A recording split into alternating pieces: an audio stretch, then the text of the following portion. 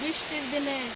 আসসালামু আলাইকুম, আপনারা সবাই কেমন আছেন? আশা করছি ভালো আছেন, আর আমিও ভালো আছি। তো 3-4 দিন ধরে একদম লাগাতার বৃষ্টির মধ্যে মাছ মাংস খাওয়া বেশি ভালো লাগে না, সেই জন্য ভাবছি যে আজকে খুদের ভাত রান্ধি। দেখেন এই যে আমাকে ক্ষেতের ধানের খুদ, এগুলো দিয়ে আজকে আমরা খুদের ভাত রান্ধি। খুদের ভাত রান্নার জন্য প্রথমে আমরা কিছু শাক পাতা তুলে নিয়ে আসি, খুদগুলো রাখি।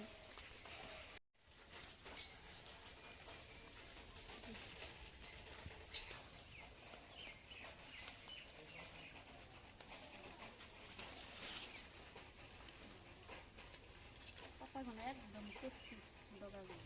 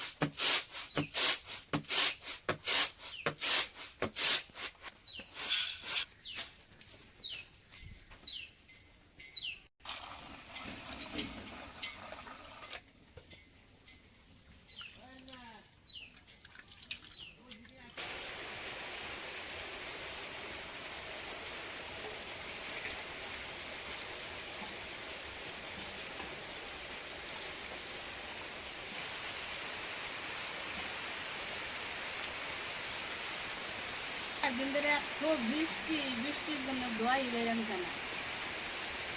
এই বৃষ্টির মধ্যে খুদের ভাত শাক পাতা দিয়ে বানালে খুব স্বাদ লাগে। আপনারা বানিয়ে খাইয়া দেখেন বাড়িতে। আর আমরা খুদের ভাতের মধ্যে লাল বাটা খাই, শুকনা মরিচ আর রসুন দিয়ে লাল বাটা বানাই খাইয়া দেখেন, খুব টেস্ট লাগে। খুদের ভাতের সাথে কিছু ঝাল নালে আমি এবছর বৃষ্টি হবো না, মানুষের ধান গাড়া হারবো না। তা দেখছি আল্লাহ বৃষ্টি দিচ্ছে, সবাই ধান গাড়া হারবো, ঘরের জন্য সুবিধা হচ্ছে। খায় কারো 4-5 দিন বৃষ্টি খায়,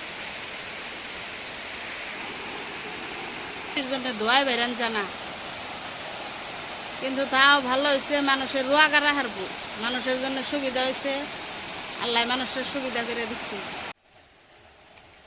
দেখেন বন্ধুরা, বৃষ্টি আমার রান্নার জায়গায় কি পরিমাণে জল আইয়া জমা হইল।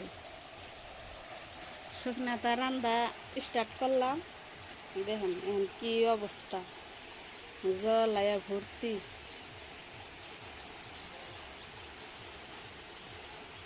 ভালে ভালে ভাতটুকু রান্না হইলে হয়।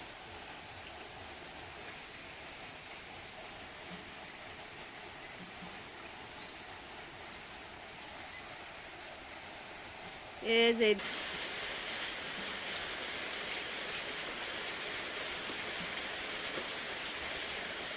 গাছের গুড়া আছে, গুড়া জানি কাটে না।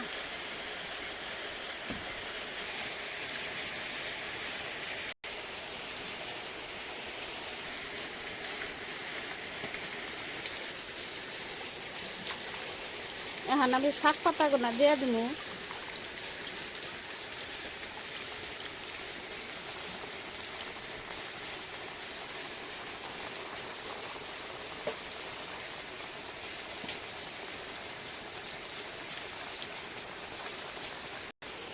এই দেখেন কি তাহলে ধার ছুটছে, জায়গাটা অল্প নিচা তো, শুকনা দেখে আইলাম রান্নার নিজে।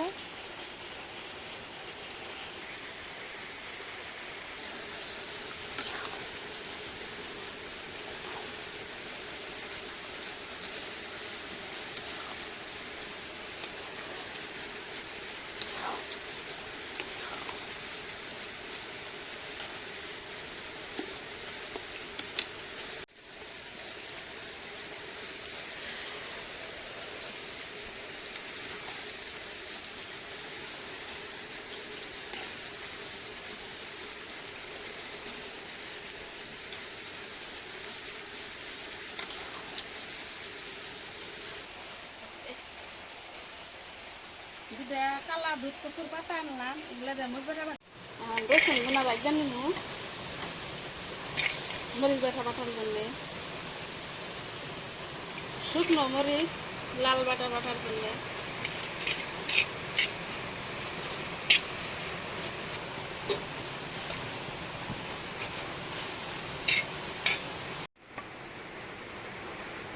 আগে আমি লাল বাটাটা বাইটা নিব।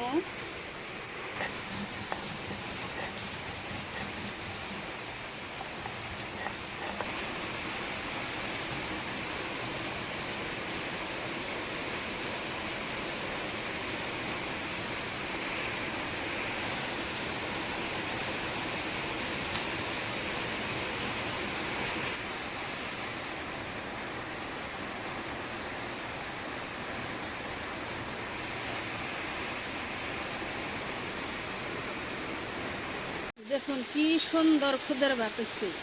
এগুলা হন লাল বাটা দেখাম। বৃষ্টির দিনে খুদের ভাত খাওয়া কি মজাই না লাগে, আপনারা বানিয়ে খাইয়া দেখবেন। আর আমার ভিডিওটা যদি ভালো লাগে প্লিজ আর একটা সাবস্ক্রাইব করে দিবেন।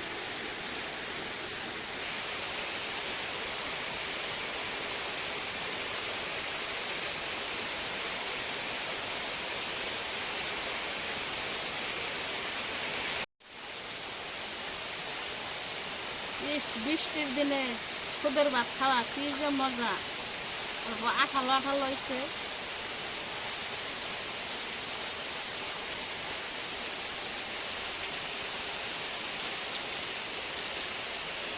দারুণ স্বাদ।